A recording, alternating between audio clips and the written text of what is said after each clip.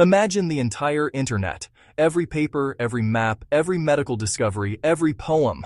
Now imagine someone burns it, and imagine that for 2,000 years, no one could agree on who struck the match. That's the story most people know about the Library of Alexandria. The problem is, almost none of it is true.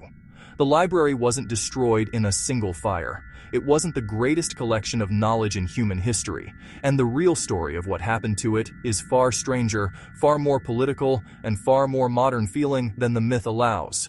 The Library of Alexandria is not a tragedy about fire. It's a tragedy about what we choose to remember, and what we choose to forget. Here is the version of the story most people carry.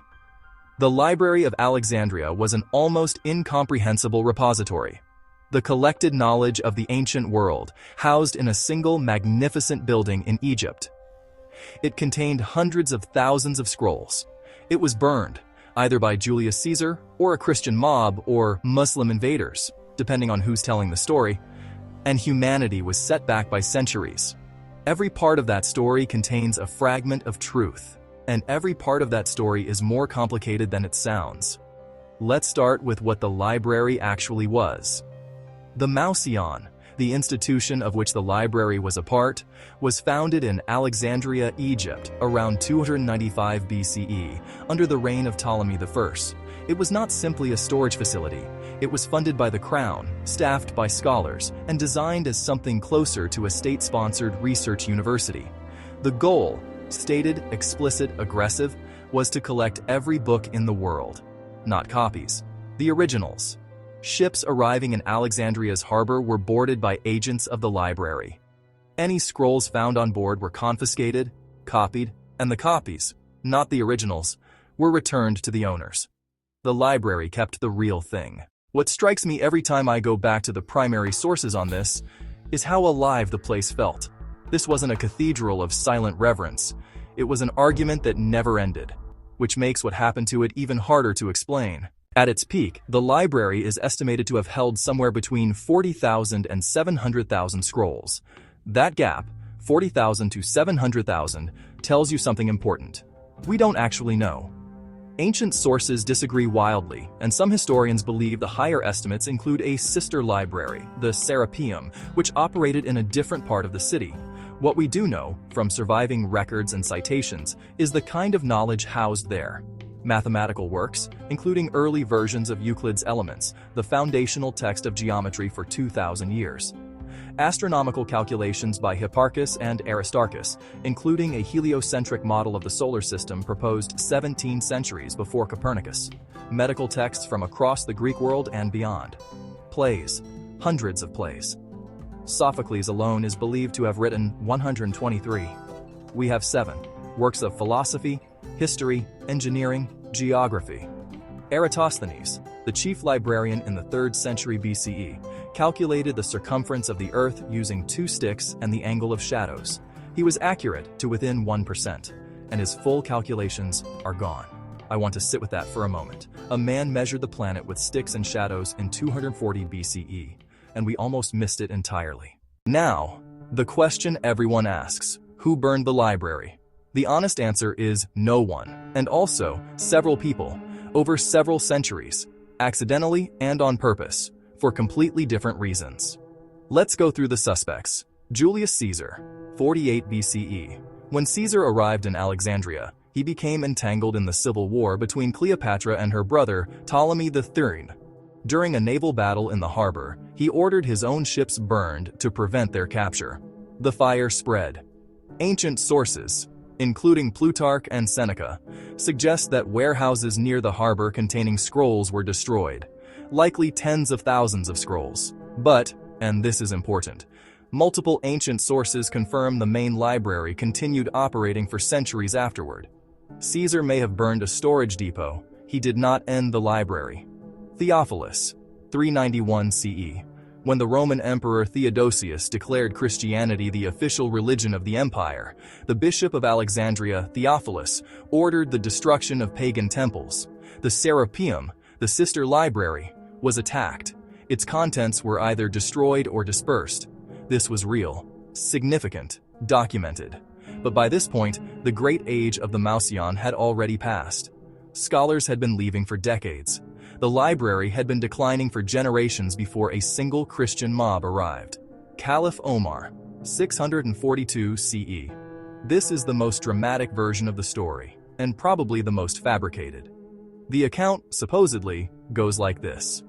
When Arab forces conquered Alexandria, a scholar named John Philoponus asked the Caliph Omar to preserve the library. Omar reportedly replied, "If these books agree with the Quran, they are unnecessary. If they disagree, they are dangerous. Burn them either way." This story appears in exactly one source, written 6 centuries after the event. No Arab historian of the period mentions it.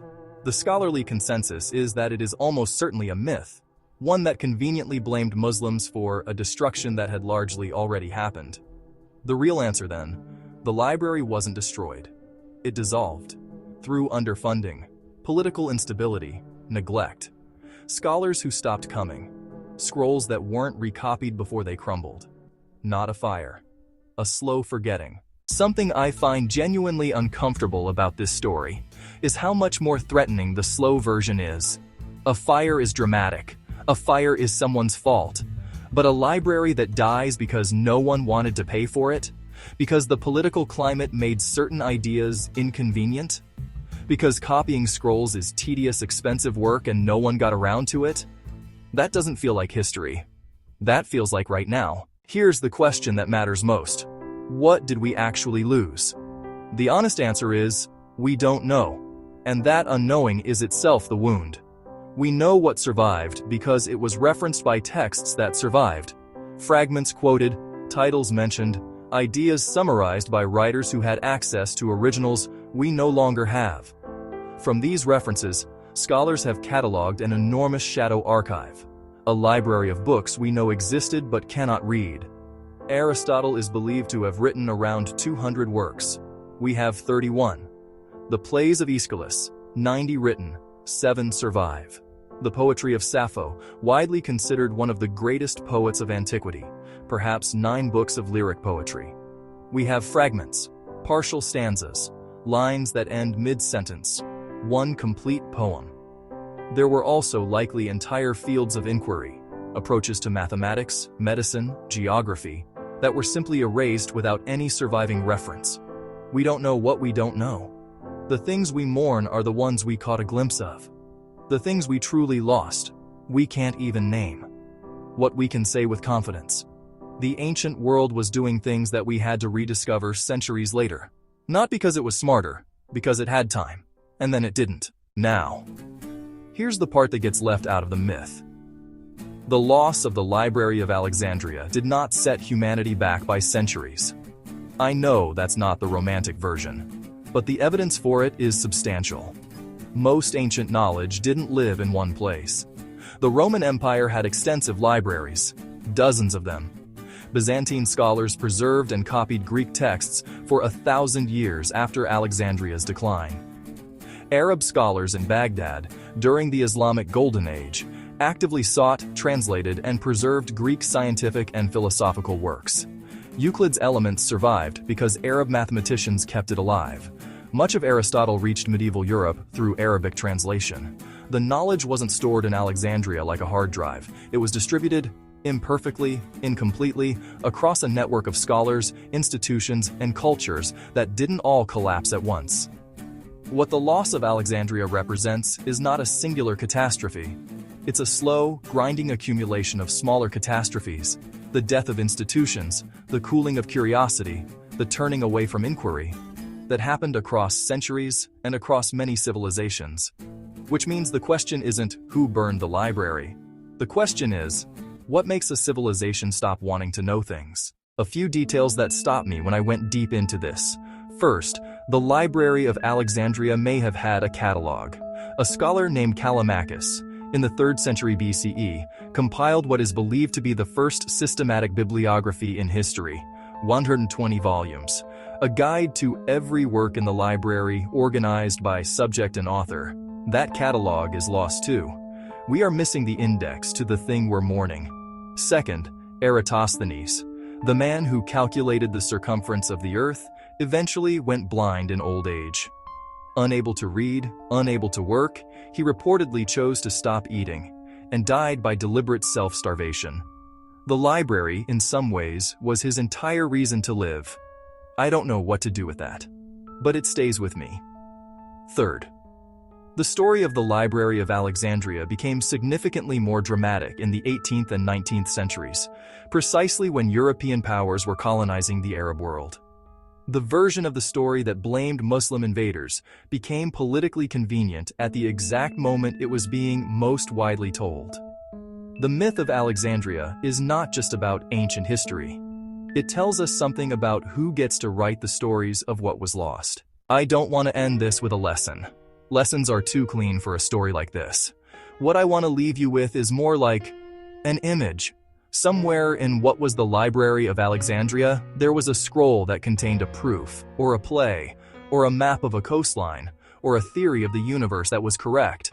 And someone read it. Maybe hundreds of people read it. And then, through neglect, through politics, through time, it stopped being copied. The last person who knew what it said didn't know they were the last person. They just stopped. And it was gone. Not in a fire. In an ordinary afternoon. That's what I keep thinking about. Not the flames. The afternoon.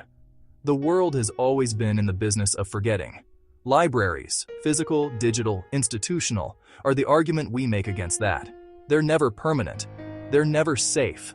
But they're the closest thing we have to saying, this mattered. We wanted to remember. If you want to keep asking the questions that don't have clean answers, the ones where the myth is more interesting when you look underneath it, subscribe to Neptune Vault, because the real story is always stranger than the one that went viral.